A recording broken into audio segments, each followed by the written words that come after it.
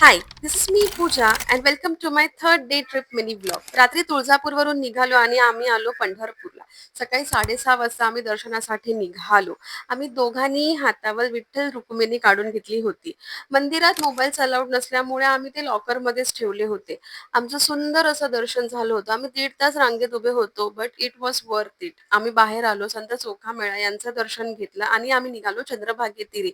इथे खूप वर्षांनी मला वासुदेव दिसला. आम्ही संत पुंडलिक यांचं दर्शन घेतलं. मी माझे थोडेसे फोटोज क्लिक करून घेतलं. आम्ही नाश्ता केला आणि निघालो नेक्स्ट डेस्टिनेशनसाठी आणि येऊन पोहोचलो फलटणला. इथे आम्ही डॉक्टर गोविंद महाराज उपळेकर यांच्या समाधी मंदिरला गेलो. इथे आम्ही दर्शन घेतलं. थोडा वेळ बसलो आणि निघालो आमच्या लास्ट डेस्टिनेशनसाठी.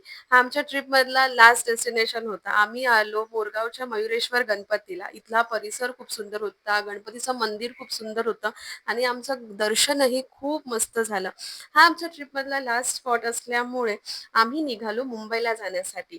आमचे 3 दिवस देवदर्शनाचे तुम्हाला कसे वाटले? मला नक्की कमेंट्समध्ये सांगा. Thank you.